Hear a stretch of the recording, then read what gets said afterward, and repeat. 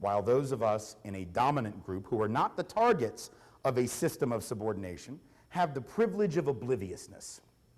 In fact, when I speak of white privilege, that's really what I mean. Some people think I'm talking about money and wealth and power, and that can be part of it, and sometimes it is part of it, but that's not really what I mean. When I talk about white privilege, I'm talking about that psychological privilege of having no requirement to know anything about anyone else's reality, right? The ability to go through life, and I don't have to know what people of color experience in this society, because if I don't know, please tell me, what penalty will I pay? Nothing. Because I'm not going to have to know that to get a job. That's not going to be on the test. Am I wrong?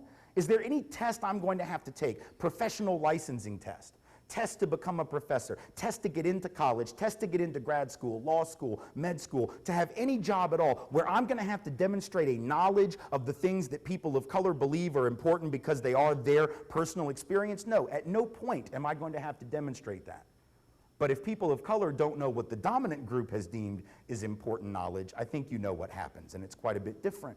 Because indeed, what the dominant group says is important will have to be known by everyone, and especially by those who are in subordinated positions. They will especially have to prove their competence in what the dominant group thinks is important. So it's the privilege of being oblivious to other people's reality. It's why I can still, after 15 years of traveling this country, 15 Februaries, 15 Black History Months, where I've been on the road, still go to colleges and have students, otherwise capable, intelligent people who got pretty good test scores and got into really selective schools. A lot of schools that I couldn't have gotten into, frankly, based on my test scores, still ask me why we don't have White History Month, and ask it with a straight face.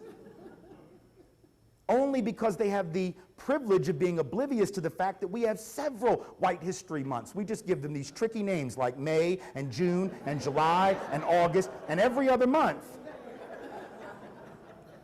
Because those are the months we study a lot of white folks. In fact, we study a lot of white folks in February. Little secret, right? It's not really like black folks take over for those 28 short, cold days, right?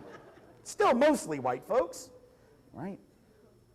So that's obliviousness. I don't have to know, and it's not just with race. Look, to make this real easy, let's just take the easiest analogy I can think of, the most obvious one, the one with which no one is going to argue, right? No one. I have no idea how I got into this room today. None. And it's not because I have a particularly bad short-term memory, right? It is the fact that I, being an able-bodied person, temporarily, because if we live long enough, that's all any of us probably are, temporarily able-bodied. I didn't have to pay attention to whether there were steps or, you know, is there a ramp to get in the room? Is the berth that I've got to get over here to my table large enough?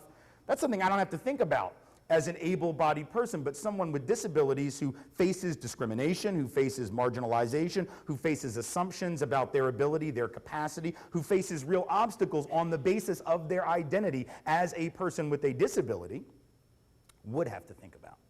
And the fact that I don't think about it doesn't make me a bad person, right? It doesn't make me intentionally oppressive to the disabled. It doesn't mean that I woke up this morning and said, watch how I can go and injure disabled people by not thinking about their reality. It says nothing about me, right? But it says a lot about the social context in which I get to operate as an able-bodied person. And the same thing is true in any other identity realm. When you are a member of a dominant group, any dominant group, on the basis of any identity factor, and there are lots of them, not just race, right? You have the privilege of not knowing something that those in the other identity groups have to know.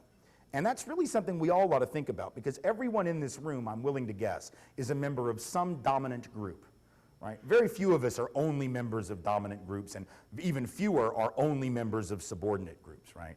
So even folks of color in the room, if they're able-bodied, got to think about able-bodied privilege. If they're men, got to think about male privilege, right? Straight, got to think about straight privilege. Christians, got to think about Christian privilege in a mostly Christian society. Whenever you're a member of if you come from a family with money, got to think about what that means. Whenever you are a member of a dominant group, you have the luxury of not knowing some stuff. And if you want to do fairness and justice and equity, you need to think about the things that you don't have to think about. That's the point of having this conversation. So we cannot trust dominant group members all the time to tell us what's going on unless those people are willing to check in with the folks who are the targets, who usually have that inside knowledge. And of course, if you do that, you find folks of color, when it comes to race, overwhelmingly say that race is still an issue, that racism is still a problem, and not because they read about it in a sociology book, but because it's their lived experience. Because they can remember instances within the last 30 days, the majority of peoples of color when polled in this country.